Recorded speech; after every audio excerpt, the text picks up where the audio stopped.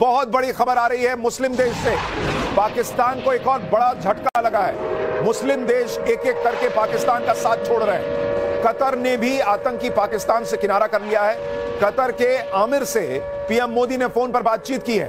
पाकिस्तान के खिलाफ भारत को कतर का फुल सपोर्ट है, यह कह दिया है वहां के आमिर ने।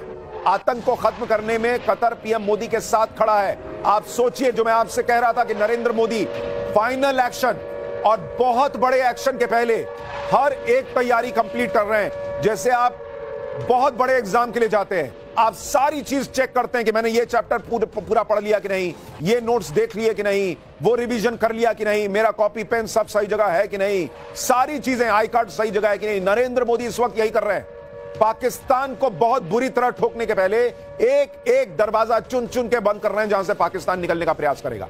आप सोचिए, मुस्लिम देश कतर इस वक्त भारत के साथ खड़ा हो गया और पाकिस्तान को कोहनी मार दी कि हट, तेरे साथ नहीं आता मैं। ये पाकिस्तान के लिए नया झटका है। हमला हो गया है। आईईडी धमाके में पाकिस्तानी सेना का टॉप कमांडर मारा गया है और हमले में 6 पाकिस्तानी सैनिक ढेर हो गए हैं। 5 के घायल होने की खबर है। यानी पाकिस्तान के अंदर ही एक वॉर ऑलरेडी शुरू हो चुकी है। पाकिस्तानी सेना की गाड़ी को बम से उड़ा दिया गया। बलूचिस्तान में लगातार पाकिस्तान की सेना बलोच आर्मी से मार खा रही है और आप गाड़ी की हालत देखिए बॉस। बलोच आर्मी ने क्या हालत कर दी है पाकिस्तानी सैनिकों की गाड़ी की। इसमें 6 पाकिस्तानी सैनिक मर गए और टॉप कमांडर उनका मारा गया है। और ये पाकिस्तान के अंदर जो वॉर छेड़ दी है बलोच आर्मी ने, उसका सबूत है। बलोच आर्मी कह रही है उधर भारत शुरू करेगा अटैक, इधर से हम बलूचिस्तान छुड़ा लेंगे, निकाल लेंगे। पाकिस्तान के टुकड़े होना लगभग तय होता जा रहा है।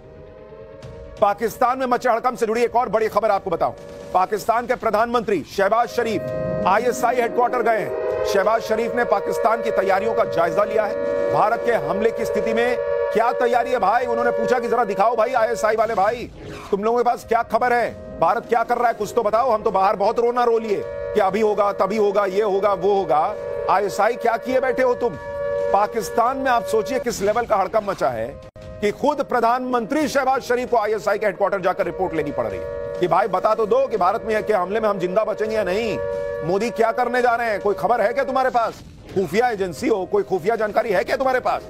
कुछ दिन पहले ही पाकिस्तान ने अपनी इंटेलिजेंस एजेंसी के चीफ लेफ्टिनेंट जनरल मोहम्मद असीम मलिक को नया एनएसए भी नियुक्त किया है। तो लगातार बड़ी खबरें पाकिस्तान से जुड़ी भी आ रही हैं, भारत से जुड़ी भी आ रही हैं। और इसी बीच पाकिस्तान की सांसें अटका देने वाली सबसे बड़ी ब्रेकिंग न्यूज आज की आपको बताता हूं।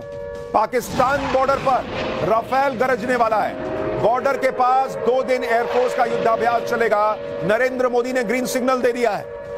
7 और 8 मई को राजस्थान में एयरफोर्स का बड़ा युद्धाभ्यास होने जा रहा है। भारत की तरफ से युद्धाभ्यास का अलर्ट जारी कर दिया गया है। यानी राफेल से लेकर, जैगुआर से लेकर, मिराज से लेकर सुखोई 30 तक भारत के सबसे शक्तिशाली जो फाइटर जेट्स हैं वो बॉर्डर के पास युद्धाभ्यास करेंगे। और आप सोचिए पाकिस्तान की हालत क्या होगी। कहीं कोई धीरे से घुस गया, कांडी है फिर भैया, तुम तैयार रहना। इंडियन एयरफोर्स राजस्थान में इंटरनेशनल बॉर्डर के पास युद्धाभ्यास करने जा रहा है। बॉर्डर पर एयरफोर्स के युद्धाभ्यास में राफेल लड़ाकू विमान भी शामिल होगा, जिससे पूरा पाकिस्तान कांपता है। राफेल को फिलहाल दुनिया का सबसे खतरनाक और आधुनिक फाइटर जेट माना जाता है। राफेल न्यूक्लियर वॉरहेड ले जाने में केपेबल है। राफेल में मेटियोर और स्कैल्प जैसी घातक मिसाइलें लगी होती हैं, जिनका निशाना अचूक होता है। Rafale 4.5 generation multi role fighter aircraft है। ऐसा लड़ाकू विमान पाकिस्तान के पास है ही नहीं, इसलिए सबसे ज्यादा पाकिस्तान राफेल से घबराया हुआ है। राफेल को देखकर पाकिस्तान का हाल ऐसा हो जाता है कि कुछ दिन पहले पीओके के पास 2 रात लगातार राफेल उड़ा तो पाकिस्तान सदमे में था। रात भर सोया नहीं कि बाप रे बाप राफेल उड़ रहा है पीओके के पास, कहीं आज ही रात एक्शन ना हो जाए। और अब आप सोचिए 2 दिन उधर 2 रात नहीं सोने दिए, अब 2 दिन नहीं सोने देंगे नरेंद्र मोदी। राफेल उड़ेगा पाकिस्तान बॉर्डर पर। इस बड़े सैन्य अभ्यास में जैगुआर फाइटर जेट भी होंगे। 1999 में करगिल युद्ध में भारत की जीत में जैगुआर की अहम भूमिका थी। जैगुआर की वजह से पाकिस्तान घुटनों पर आया था और उल्टे पैर भागने को मजबूर हुआ था। जैगुआर को उस समय टोही मिशन और प्रिसीजन स्ट्राइक के लिए तैनात किया गया था। करगिल युद्ध में जैगुआर ने हाई एल्टीट्यूड वाले टारगेट्स पर लेजर गाइडेड बॉम्ब्स और रॉकेट के साथ हमले किए थे। जैगुआर के हमले से पाकिस्तानियों के पैर उखड़ गए थे। अब अगर युद्ध होता है तो जैगुआर भारत की एयरफोर्स में फिर से बड़ी भूमिका निभाएगा। ये आप जैगुआर की तस्वीर देख रहे हैं, इससे पहले राफेल देख रहे थे।